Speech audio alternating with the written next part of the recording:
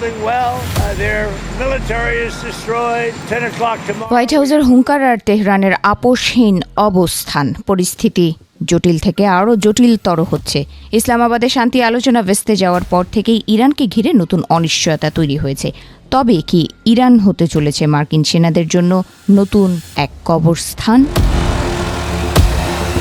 ইসলামাবাদে দীর্ঘ প্রতীক্ষিত শান্তি আলোচনা যখন ব্যর্থ হলো তখনই শুরু হলো আসল সংঘাত। প্রেসিডেন্ট ডোনাল্ড ট্রাম্প স্পষ্ট জানিয়ে দিয়েছেন, পারস্য উপসাগরের প্রাণকেন্দ্র হরমুজ প্রণালী এখন থেকে সম্পূর্ণ মার্কিন ব্লকেডের অধীনে।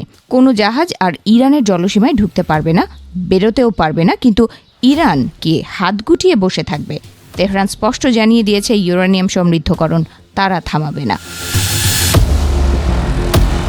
এদিকে ইতিহাস সাক্ষী আছে, বড় বড় যুদ্ধের ভাগ্য নির্ধারণ করেছে আবহাওয়া। নেপোলিয়ন বোনাপার্ট থেকে শুরু করে অ্যাডলফ হিটলার, সবাইকে হাঁটু গেড়ে বসতে হয়েছিল রাশিয়ার হাড় কাঁপানো শীতের কাছে। আর এবার মার্কিন সেনাদের জন্য বড় চ্যালেঞ্জ হয়ে দাঁড়িয়েছে ইরানের প্রকৃতি।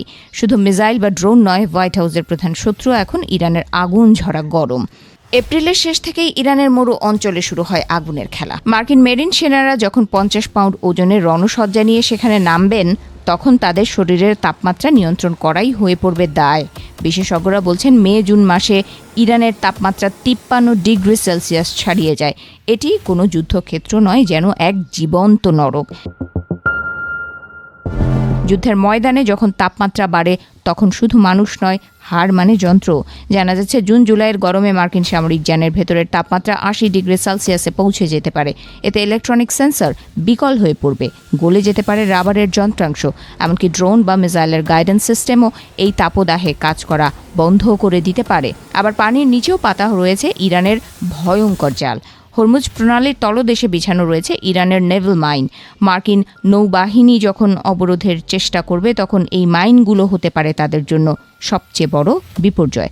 তেহরানের এই মরণফাঁদ এড়ানো কি পেন্টাগনের পক্ষে সম্ভব? সামনে আসছে সেই 1274 সালের কথা। কুবলাই খানের বিশাল মঙ্গল বাহিনী যখন জাপান আক্রমণ করেছিল, তখন প্রকৃতির এক ঝড়ে ধ্বংস হয়ে গিয়েছিল তাদের সব জাহাজ। জাপানিরা একে নাম দিয়েছিল কামিকাজে বা ঐশ্বরিক বাতাস। আজ ইরানের মরুঝড় আর দাবদাহ কি মার্কিন বাহিনীর জন্য আধুনিক কামিকাজে হয়ে উঠবে? এর মাঝেই নেপথ্যে বাজছে অন্য সুর। শোনা যাচ্ছে, শান্তি আলোচনা চলাকালীন বেনিয়ামিন নেতানিয়াহুর একটি ফোন কল জেরি ভ্যান্সের মাধ্যমে বদলে দিয়েছে সব সমীকরণ। নেপথ্যের এই রাজনীতি কি ইরানকে একঘরে করার নীল নকশা, নাকি আমেরিকাকে দীর্ঘস্থায়ী যুদ্ধে ঠেলে দেওয়ার পরিকল্পনা? ঘড়ির কাঁটা টিকটিক করে এগিয়ে চলছে। ট্রাম্পের হাতে সময়ও খুব কম। এপ্রিলের দাবদাহ শুরু হওয়ার আগেই আমেরিকা কি কোনো মরণপণ আঘাত হানবে, নাকি ইতিহাস ফিরে আসবে তার পুরনো ছন্দে, যেখানে প্রকৃতি হয়ে উঠবে চূড়ান্ত বিজয়ী? ট্রাম্প কি নেপোলিয়ন বা হিটলারের সেই একই ভুল করবেন?